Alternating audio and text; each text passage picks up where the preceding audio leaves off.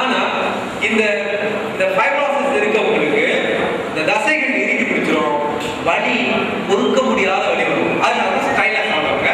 So அதனால இனிமே யாராவது ஸ்டைலா சாப்பிட்டா நீங்க பாத்துக்கங்க, சார் கஷ்டமா இருக்கா டாக்டர்கிட்ட போங்க அப்படின்னு. இதெல்லாம் வந்து கேன்சர் கிடையாது, கேன்சருக்கு முந்தைய நிலை. இதை கண்டுபிடிக்கல, இதுக்கு வைத்தியம் செய்யல அப்படின்னு சொன்னா அடுத்த ஸ்டேஜ் கேன்சர். இதுதான் கேன்சர், வாயில வரக்கூடிய கேன்சர். இப்படி வந்துச்சு அப்படின்னு சொன்னா ரொம்ப கஷ்டம். இன்னைக்கு காலையில கூட சொன்னாங்க, யாரோ ஒருத்தருக்கு இங்க இந்த வாய் புற்றுநோய் கண்ண புற்றுநோய் இருந்ததா சொன்னாங்க. அது வந்து ரொம்ப துன்பகரமான விஷயம். வந்ததுக்கு அப்புறம் நம்ம வந்து மருத்துவர்கிட்ட போறது. ஏன்னா இதெல்லாம் நமக்கு சாதாரணமா தெரியும், இதை நம்ம ஆரம்பத்திலே கண்டுபிடிக்க முடியும். ஆனா நாம இக்னோரன்ஸ் சொல்லக்கூடிய அந்த அறியாமைனால இதை தவிர்த்து காலம் தாழ்த்தி மருத்துவர்கிட்ட போறதுனாலதான் உயிரையே வந்து மாய்க்கக்கூடிய ஒரு நிலைக்கு நாம தள்ளப்படுறோம். அதனால ஆரம்பத்திலே கண்டுபிடிக்கிறது மிக மிக அவசியம். இவர் உயிரா இல்ல, இவர் செத்து போயிட்டார் பாருங்க. இதுதான் புற்றுநோய் ஒரு இடத்துல வந்துச்சுன்னா அதை சுத்திலும் பரவும் அப்படிங்கிறதுக்கு இது ஒரு நல்ல உதாரணம். ஓகே, சோ இதனுடைய பிரிவென்ஷன் என்ன? புகையிலையை எந்த வடிவத்திலும் பயன்படுத்த கூடாது, அது போடக்கூடாது. அதுக்கு அடுத்து ஆல்கஹால்னு சொல்லக்கூடியது அந்த ஸ்பிரிட், அது என்ன ஃபார்ம்ல இருந்தாலும் எடுக்கக்கூடாது. ஏதாவது ஒரு இயல்புக்கு மாறான விஷயங்கள் இருந்தது அப்படின்னு சொன்னா ஓரல் செக்அப் பண்ணுவாங்க. Okay right. இப்போ இதுவரைக்கும் நான் பேசினதுல உங்களுக்கு ஏதாவது சந்தேகம் இருக்கா? இல்லையா? டாக்டர் காமிச்சீங்களா? நீங்க தொட்டு பாருங்க, தோல் மருந்தா பிரச்சனை இல்லை. கட்டியா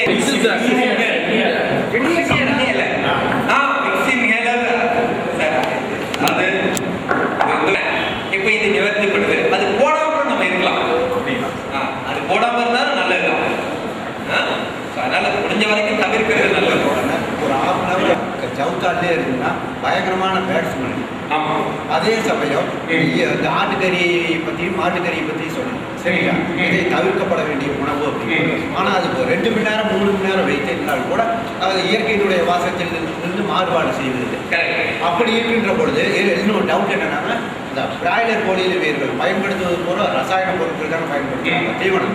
அப்போ அந்த ரசாயன பொருட்களை பயன்படுத்தும் அந்த பண்ணை கோழியை நீங்கள் பரிந்துரை செய்வதற்கு என்ன காரணம்?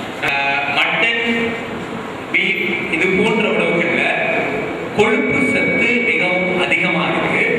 ஒரு சில கொழுப்பு சத்து கரையக்கூடியது, ஒரு சில கொழுப்பு சத்து கரையக்கூடாது, கரையாது.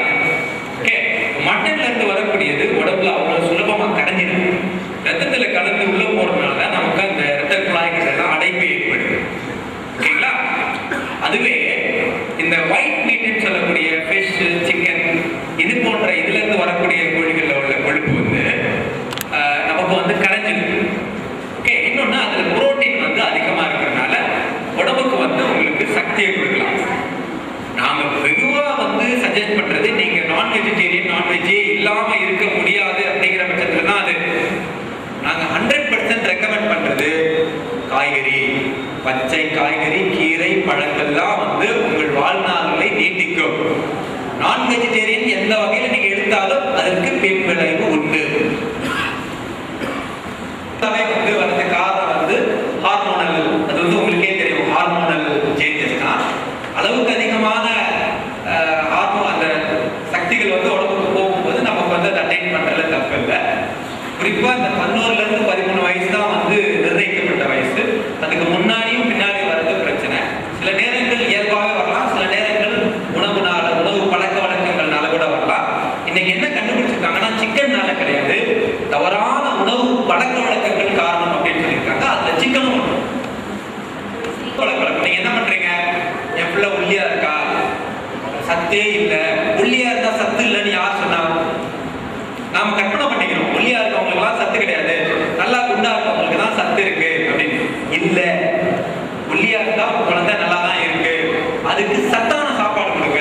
சத்து எதுல இருக்கு? கீரையில இருக்கு, பருப்புல இருக்கு, பழத்துல இருக்கு. நிறைய பழம் வாங்கி கொடுங்க. அதிகமா சோறையும் மட்டனையும் சிக்கனையும் அதை கொடுக்கறதுக்கு பதிலா வெஜிடேரியன் கொடுங்க. That's best.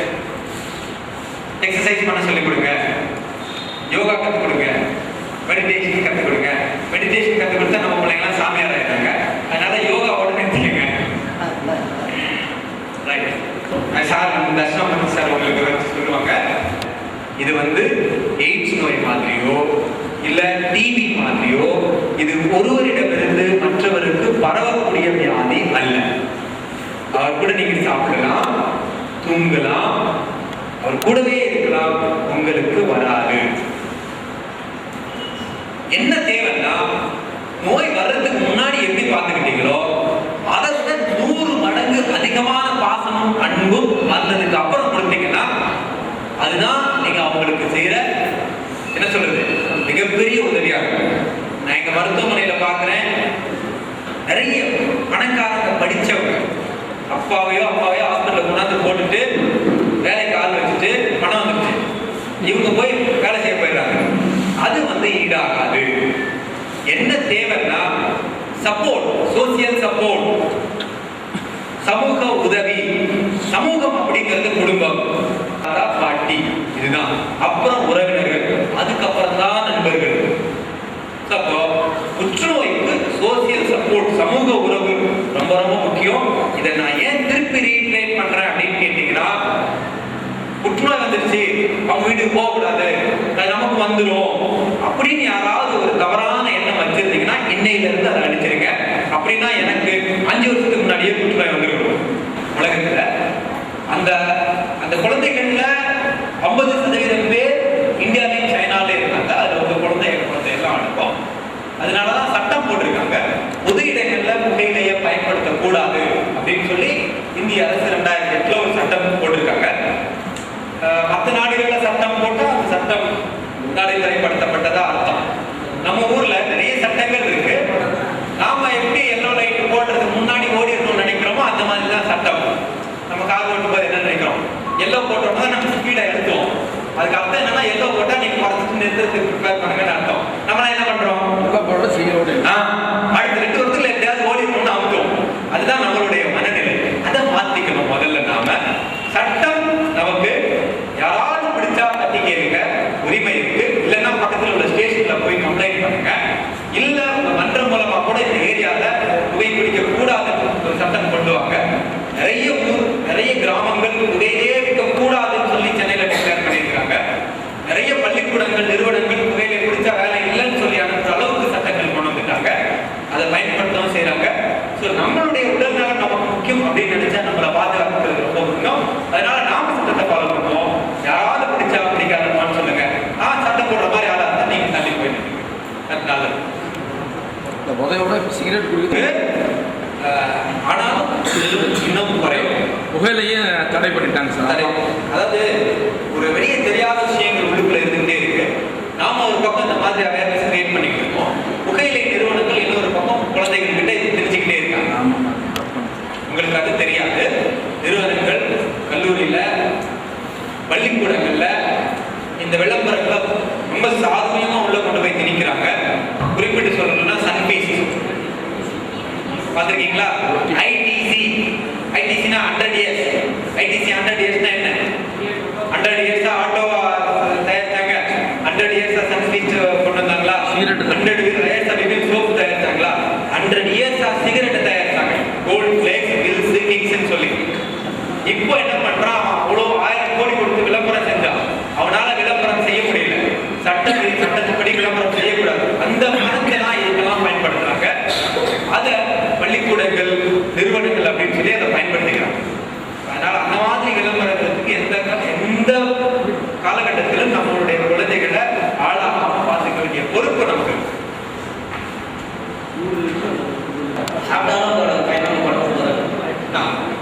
ஒரு பெரிய கேள்வியா இருக்குது.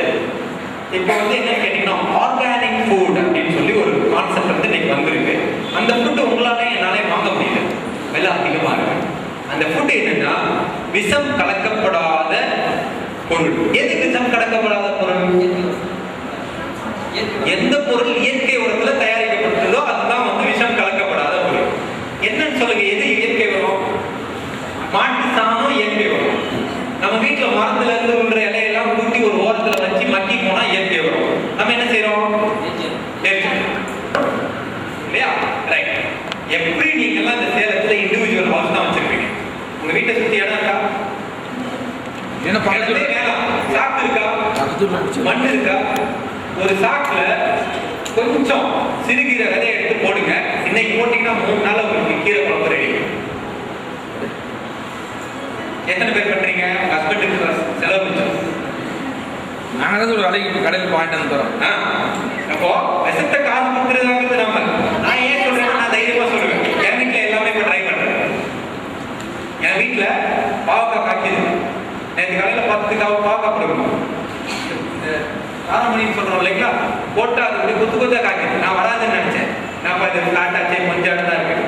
அப்படியே அழகழகா இருக்கும். கொண்டாந்து கீரை போட்டோம். இன்னும் ஓயில வந்துகிட்டே இருக்கு கிள்ள கிள்ள. அப்புறம் அந்த கடையில் விற்கிறாங்களே பச்சை கலர்ல ஸ்பினாக் அப்படின்னு ஒரு செடியை வச்சோம். அது வந்து வளர்ந்து வந்தது இல்லாம பக்கத்துலயும் கிளை விட்டு பறந்துகிட்டே இருக்கு. அப்புறம் அந்த கருணை கிழங்குல சும்மா எடுத்து ரூட் வச்சு போட்டோம், அப்படியே வருது. ஸோ மனசுதான் தேவை இல்லையா? மனசு சரியா இருந்தது அப்படின்னா நீங்க உங்க வீட்டிலேயே உங்களுக்கு தேவையான காய்கறிகள் உங்க மொட்டை மாடியிலே உருவாக்கிடும். சரியா? கூகுள்ல போய் சர்ச் பண்ணி பாருங்க. அதற்கு தேவை வந்து மனசும் ஒரு முயற்சியும் ஒரு உந்து சக்தி வந்தது அப்படின்னு சொன்னா உங்க குழந்தைகள் மேல உங்களுக்கு அக்கறை இருந்தது அப்படின்னா இனிமே நீங்கெல்லாம் கீரை உங்க வீட்டுல தான் தயாரிச்சு காய்கறி கொடுங்க. அப்படி இல்லை, தண்ணியை சூடு பண்ணி குடிச்சாலே நல்லது. ஆர்வோ வாட்டர் கரெக்டு, அதுதான் குடிக்குது. நம்ம வந்து பழக்கப்படுத்திக்கிட்டோம். தண்ணி வந்து இப்போ வந்து பல வகையில வந்து கமர்ஷியல் ஆயிடுச்சு. அதை விற்பனைக்கு உள்ளாக்கிட்டாங்க. முடிஞ்ச வரைக்கும் வீட்டு தண்ணியை நல்லா சுட வச்சு கொதிக்க வச்சு ஆற வச்சு வடிகட்டி குடிக்க நல்லது. சென்னையில் எங்களால் முடியாது. ரைட், பிரேக் இல்லாம சார் பேசணும். பிரேக் விட்டு பேசலாமா? Right, okay. சமூக பெரியவர்கள் அனைவருக்கும் என் வணக்கம். நான் வந்து இன்னைக்கு வந்து பரம்பரை புற்றுநோய் பற்றி பேச போகிறேன். நான் மெயினாக இதை பற்றி ஒரு சுருக்கமாக அதோட பயாலஜி, அதாவது பரம்பரை புற்றுநோய்னா என்னன்னு ஃபஸ்ட்டு பேச போகிறேன். அதுக்கப்புறம் வந்து எவ்வளோ பாதிப்பு இருக்குது. புற்றுநோயிலேயே 3-4 வகை இருக்குது. அதில் பரம்பரை புற்றுநோய் ஒரு அங்கம் இருக்குது. அது எவ்வளோ பாதிப்பு இருக்குது அப்படின்னு பார்த்து அதுக்கப்புறம் வந்து அதுக்கு ஒரு சில எக்ஸாம்பிள்ஸ் காமனாக தென்படுற கேன்சருக்கு ஒரு சில எக்ஸாம்பிள்ஸ் சொல்லிட்டு அதுக்கப்புறம் நம்ம எப்படி வந்து நம்ம குடும்பத்தில் யாருக்காச்சும் அது மாதிரி ஒரு சிம்டம்ஸோ அறிகுறிகள் தான் எப்படி போகிறதுங்கிறத பற்றி நான் இன்னைக்கு பேச போகிறேன். மெயினாக நான் எதுக்கு இதை பற்றி இன்னைக்கு பேசுகிறேன்னா என்னோட விருப்பமே வந்து நம்ம சமூகத்தில் வந்து எப்படி நம்ம ஒரு ரெஜிஸ்ட்ரி மாதிரி நம்மளாம் பண்ணிட்டாரு. ஓட்டர் செலெக்ஷன் எல்லாத்தோட டேட்டா பேஸில் வந்து எல்லாத்தோட எலெக்ஷன் எல்லாமே இருக்கும். அதே மாதிரி வியாதிகளுக்கு தனியாக ஒரு டேட்டா பேஸ். இது வந்து நான் வந்து அவங்களுக்கு இந்த வியாதி இருக்கு, இவங்களுக்கு இந்த வியாதி இருக்குன்னு இல்லாமல் பெரும்பாலும் கேன்சர் போன்ற வியாதிகளுக்கெல்லாம் இது மாதிரி ஒரு டேட்டா பேஸ் வந்து அது மூலிமா வந்து ஒரு சில இன்ஃபர்மேஷன் நம்மளால எடுத்துக்க முடியும். அந்த இன்ஃபர்மேஷன் வச்சு நம்ம வாழ்க்கை தரத்தை வந்து மேலே எடுத்து போக முடியும். மெயினாக புற்றுநோயை கண்டுபிடிக்கிறதுக்கான அறிகுறிகள் எதனால இருக்கா அப்படிங்கிறது பார்க்க முடியும்.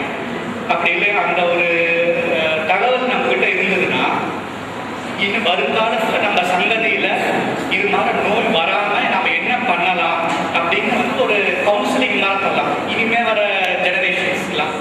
ஸோ இதுக்காக தான் நான் வந்து மெயினாக மரபு வழி புற்றுநோய் பற்றி நான் பேச போகிறேன். புற்றுநோய் அனைத்துமே வந்து மரபணு சார்ந்தது. அதாவது நம்ம உடம்புல வந்து லட்சக்கணக்கான செல்கள் உள்ளது. அந்த செல்களில் வந்து உள்ளார வந்து மரபணுன்னு ஒரு நியூக்ளியஸில் இருக்கு. அந்த மரபணு வந்து பழுதடைந்தால் தான் கேன்சர் வருகிறது. இப்போ வந்து நம்ம வந்து ஒரு நல்ல கார் ஒன்று வச்சுருக்கோம். நம்ம நல்ல கார் வச்சுருந்தோம், பிரேக் ஃபெயிலியரோ ஏதோ ஒரு ஃபெயிலியர் வந்ததுனால நம்ம ஒரு ப்ராப்ளம்னு இருக்கணும்.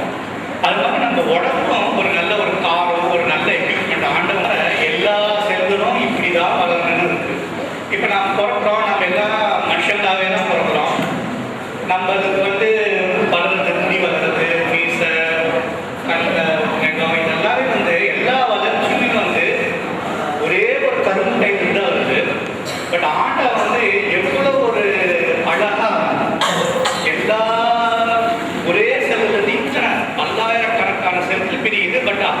ஒரு கண்ட்ரோல் வச்சுருக்காங்க.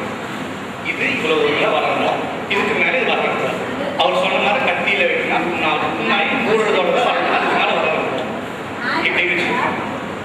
இதை வந்து எப்போ மீறுகிறதோ, இது வந்து எப்போ மீறப்படுதுன்னா இதை எல்லாத்தையும் கண்ட்ரோல் பண்ணுறது எப்படி நம்மள ஒரு ஹார்ட்வேர் மாதிரி ஒரு கம்ப்யூட்டரில் இருக்கிற மானிட்டர், நம்ம கண்ணு, ஸ்பீக்கர், நம்ம இயர் அப்படின்னு நம்ம வச்சுக்கிட்டோம்னா இது எல்லாத்தையும் கண்ட்ரோல் பண்ணுறது வந்து மரபணுக்கள். மரபணுக்கள்னா அப்படின்னா வருதுன்னா இல்லை, ஒரு சில புற்றுநோய்கள் மட்டும்தான் பாரம்பரியம் வந்து அது மட்டும் நான் ரெண்டும் இணைஞ்சா சைகோட்னு ஃபார்ம் ஆகுது. அதை வந்து ஒவ்வொரு இதாக மல்டிப்ளை ஆகி ஒரு குழந்தை பிறகுது. இப்போ எடுத்துக்கிட்டிங்கன்னா ஒரு எக்ஸாம்பிள் வருது, ஒரு மனுஷன் எடுத்துக்கிட்டா அந்த மனுஷனுக்கு பல வகையான திசுக்கள் உடம்பில் உள்ளது. இப்போ வந்து எலும்பு ஒரு வகையான திசு, சதை ஒரு வகையான திசு, நரம்பு மண்டலத்தில் ஒரு வகையான திசு, அத்தனை திசுக்களிலையும் பார்த்தீங்கன்னா உட்கருங்கிற சொல்கிற நியூக்ளியஸ் இருக்கு. எல்லாமே உள்ள ஒரே ஒரு செல்ல மட்டும் நியூக்ளியஸ் இல்லை, அது ஒன்று வந்து சிவப்பு ரத்த அணுக்கள், ஆர்பிசிங்கிற சொல்கிற ரத்த அணுக்களில் மட்டும்தான் நியூக்ளியஸ் இல்லை. மற்ற உடம்புல உள்ள அத்தனை செல்களிலையும் நியூக்ளியஸ் இருக்கு. இந்த செல்லுக்குள்ளார அந்த 2 குரோமோசோம்னா அதுதான் வந்து மரபு திரின்னு தமிழில் சொல்லுவாங்க. அது வந்து ஒரு குரோமோசோம் வந்து அப்பாட்டு இருக்கணும், இன்னொரு குரோமோசோம் வந்து அம்மாட்டுன்னு நம்மளுக்கு வருது. அந்த குரோமோசோம் தான் வந்து நம்ம உடம்பு வந்து எப்படி இயங்குது, நம்ம உடம்புல உள்ள ஃபங்க்ஷன்ஸ், அதாவது நம்ம நினச்சி நம்ம வந்து நான் நார்மலாக எனக்குலாம் எடுத்தீங்கன்னா எனக்கு சுகர் இல்லை, பட் என்னோட உடம்புல வந்து சுகரை வந்து ஆதாரமாக சுகரை எடுத்துக்கிட்டேன்னா கண்ட்ரோல் பண்ணுறது இன்சுலின் இவ்வளோ தான் சுரக்கணும்னு வந்து உடம்புல ஒரு கட்டுப்பாடு இருக்குது. அது மாதிரி எல்லாமே அதனுடைய கட்டுப்பாட்டுன்னு தான் இருக்குது. இதுக்கு பேர் ஹோமியோஸ்டாசிஸ் அப்படின்னு சொல்லுவாங்க. 28 நாள் தான் சைக்கிள் வரும். எல்லாமே ப்ரோக்ராம் எதில் இருக்குன்னா இது மாதிரி இந்த குரோமோசோமில் தான் வந்து ப்ரோக்ராம் இருக்கு. இதில் வந்து அந்த கரு இருக்கு, அதில் வந்து இந்த ஜீன்ங்கிறது டிஎன்ஏங்கிறது வந்து ஒரு அமிலமாக அது வந்து அதுதான், அதனால தான் ஜீன்கள்லாம் வந்து நம்ம உடம்புல வந்து எல்லா ஜீனும் இந்த டிஎன்ஏ வராங்க. இப்போ வந்து நம்ம உடம்புல உள்ள அத்தனை செல்லுலேயும் வந்து குரோமோசோம் இருக்குன்னு சொன்னேன். நான் மனுஷனாக பிறந்த நம்ம எல்லாத்துக்கும் 23 குரோமோசோம் பேர் இருக்கணும். இங்கே இருக்கிற மாதிரி 1, 2, 3, 4, 22 XY அப்படின்னு ஒரு குரோமோசோம் பேர். 23 பேரை நம்ம யார்கிட்ட எடுத்து நீங்கள் செல்லை எடுத்து பார்த்தாலும் 23 குரோமோசோம். இது வந்து நம்ம மைக்ரோஸ்கோப் மூலமாக பார்க்க முடியாது. இதுக்குன்னு ஒரு சில முறைகள் இருக்கு. இதுபடி பார்த்தீங்கன்னா அது எவ்வளோ குரோமோசோம் இருக்குன்னு நம்ம பார்க்கணும். இப்போ பார்த்தீங்கன்னா எல்லாம் 2 இருக்கு பாருங்க. பெண் வகை எடுத்தீங்கன்னா எல்லாமே 1ல் வந்து 2 இருக்கு, 2ல் வந்து 2, 3. இது வந்து ஒவ்வொரு பேர் ஆண்டவனாக பார்த்து அம்மாட்டிருந்து ஒரு பேரும் அப்பாட்டிருந்து ஒரு பேரும் நம்ம வச்சுருக்கோம். ஆனால் அம்மா அப்பா சேர்ந்தது தான் நம்ம. இதே பெண்ணை பார்த்தீங்கன்னா இந்த மொத்தம் 22, 1லேருந்து 22 வரைக்கும் போட்டிருக்க நம்பரில் இருக்கிற எல்லா குரோமோசோமும் ஆணுக்கும் பெண்ணுக்கும் ஒரே மாதிரி தான் இருக்கும்.